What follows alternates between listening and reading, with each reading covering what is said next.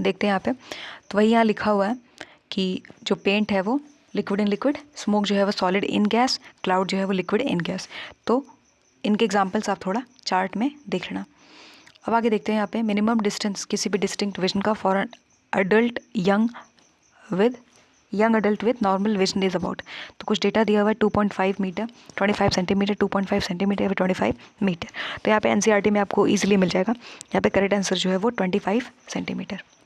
ठीक, आगे देखते हैं यहाँ पे, ये क्वेश्चन दिया हुआ है कि the distance travelled by the particle varies with time as S equals 1.2 T square metre. तो average speed during time interval 0 से 10 सेकेंड क्या होगा। तो यहाँ पे न्यूमेरिकल पूछा है। तो क्वेश्चन को सॉल्व करने के लिए सबसे पहले हम क्या देखेंगे, द गिवन इक्वेशन क्या है। तो S T equals 1.2 T square metre. तो हमें कैलकुलेट करने के लिए average speed, we need to calculate the average speed from T to T, 0 पे भी और 10 पे भी। ठीक, सेकंड में दिया हुआ है कि थोड़ा ध्यान रखेंगे। अब स्टेप 1 क्या करेंगे, find the total distance travelled. तो सब्स्टिट्यूट करेंगे टी की वैल्यू 10 ये, और उसके बाद ये यहाँ पे पुट कर देना है। ठीक, यहाँ पे हमारे पास था ना ये एस टी 1.2 टी स्क्वायर, तो वही लिखना है एस, एक बार 10 वैल्यू पुट करो तो 1.2 टी, 10 का स्क्वायर, 10 यहाँ भी है 10 यहाँ भी है, तो यह जगह 1.2 इंटू 10 का स्क्वायर करेंगे तो 100 आएगा, तो 1200 आएगा। तो यहाँ पे 1 पॉइंट पे डेसिमल लगाएंगे तो 120 आ जाएगा। ठीक, ये फिर हम वैल्यू 0 रखेंगे तो क्या आएगा, 1.2 0 स्क्वायर, तो 0 ही आएगा, इसका इसके साथ मल्टीप्लाई करेंगे तो। अब हमें टोटल डिस्टेंस ट्रेवल्ड पता करना है। तो यहाँ पे S10 S0, तो 120 था S10 की वैल्यू हमारे पास, S0 तो 0, तो 120 माइनस 0 करोगे तो 120 ही तो आएगा। ठीक, तो यहाँ पे स्टेप 2 क्या करेंगे, स्टेप 2 ये होगा कि एवरेज स्पीड बतानी है। तो total distance travelled upon total time. तो टोटल डिस्टेंस ट्रैवल्ड यहाँ पे 120 है और टोटल टाइम हमारे पास 10 है। तो यहाँ पे एवरेज स्पीड अगर पता करनी हो तो 120/10 करेंगे तो कितना आएगा, 12 आएगा, 0 0 कैंसिल। तो फाइनल आंसर क्या आएगा, 12 आना चाहिए। देखते हैं ऑप्शन में है, हाँ है, तो इसीलिए ये 12 करेक्ट आंसर है। ठीक, इसका मतलब ये होता है कि जब आप एनसीईआरटी बुक देखोगे तो वहाँ पे जितने भी न्यूमेरिकल्स दिए हुए हैं जिस टाइप के, तो उसी टाइप हर चैप्टर में एटलीस्ट 5-6 ऐसे क्वेश्चंस होंगे। तो उसी पैटर्न पे आप कम से कम पर क्वेश्चन सेम सब कुछ रहेगा, डेटा चेंज कर सकते हो आप। उसके बाद 10-10 क्वेश्चंस बना लेना, उससे क्या होगा, थोड़ा सा आसानी रहेगी। ठीक, which one of the following is co curriculum activities in science teaching. Co curricular activities क्या है, science club, audio visual aids, text book या फिर ब्लैक बोर्ड।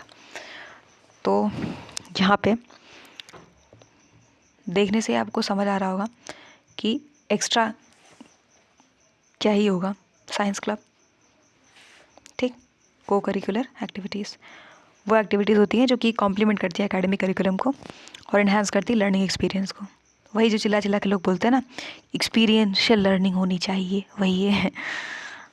तो देखते हैं कॉलम 1 कॉलम 2, कुछ डेटा दिया हुआ है, मैच कराना है। जैसे 28 ग्राम ऑफ हीलियम क्या आएगा, 0.5 मोल ऑफ ऑक्सीजन क्या आएगा, molecular mass of common salt यानी कि NaCl सोडियम क्लोराइड की बात हो रही है, क्या आएगा, 1.5 मोल ऑफ कैल्शियम क्या आएगा।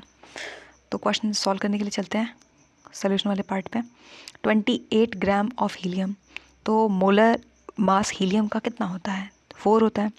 तो यहाँ पे जो गिवन मास है डिवाइडेड बाई ये, तो कितना आएगा, 28/4 7 आएगा। मोल दिया है 0.5 मोल ऑफ O2, तो ऑक्सीजन O2 का जो मास है वो 32 है, तो 0.5 इंटू 32 करेंगे तो 16 आएगा। उसके बाद अगला था हमारा NaCl का मॉलिक्यूलर मास बता दो। तो NaCl का 23 होता है, क्लोरीन का 35.5 होता है। ठीक, दोनों को ऐड कर दो, कितना आएगा, 5 3 8 3 2 5.5, तो 58 पॉइंट ये दिया हुआ है। ठीक, उसके बाद क्या था, 1.5 मोल ऑफ कैल्शियम, तो ये होता है 40 इसका एटॉमिक मास। ठीक, तो 1.5 से मल्टीप्लाई कर दो, 1.5 इंटू 40 तो 600 होता। यहाँ पे डेसिमल लगाया तो डेसिमल लगा तो 60 आएगा। अब फाइनल मैचिंग आप कराओगे तो सेकंड करेक्ट आंसर आना चाहिए। देख लो, ये NaCl का ये 58.5, तो C का 1 होना चाहिए। C का 1, C का 1, C का 1 एक ही जगह है, तो second is the correct answer. Elimination method से भी आप सॉल्व कर सकते थे। ठीक, बाकी आपने देखा 1 1 1 का सेकंड करेक्ट था।